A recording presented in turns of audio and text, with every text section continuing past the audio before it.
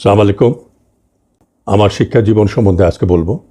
আমার মায়ের কাছ থেকে শোনা, আমার বাবা এবং আমি নিজেও জানি, মনে পড়ে আমার, আমাকে বড়াইপুর মাইনর স্কুলে ভর্তি করিয়েছিলেন।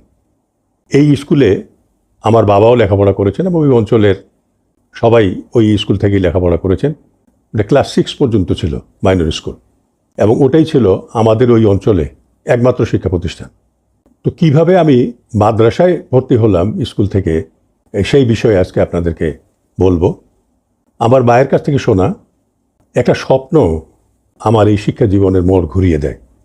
সেটা হলো এই, যে আমি যখন আমার মায়ের গর্ভে, তখন আমার দাদি স্বপ্নে দেখছেন যে দুটো মোল্লা শকুন, অর্থাৎ ওই যে মাথা লাল যে শকুনের আর কি, পশ্চিম দিক থেকে উড়ে এসে আমার মা যে ঘরে ঘুমাতেন তার চালের উপরে বসেছে আর কি।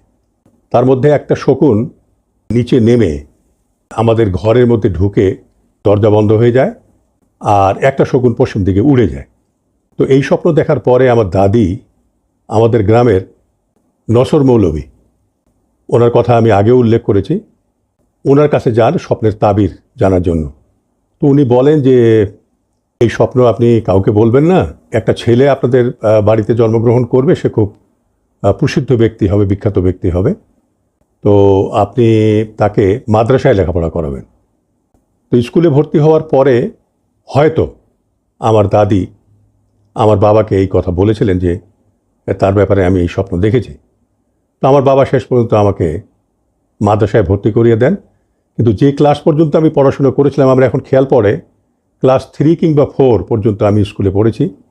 পড়ার পরে আমাকে মাদ্রাসায় ভর্তি করে দেওয়া হয়, এবং সেই মাদ্রাসার নাম ছিল শাহপুর মাদ্রাসা, আমাদের বাড়ির থেকে প্রায় 2.5 কিলোমিটার পূর্ব দিকে।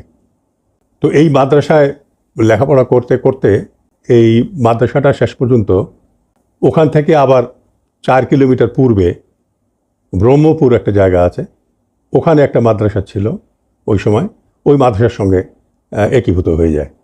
তখন এটার নাম হয় ব্রহ্মপুর শাহপুর সিনিয়র মাদ্রাসা, অর্থাৎ আলেম পর্যন্ত এখানে পড়ানো হতো।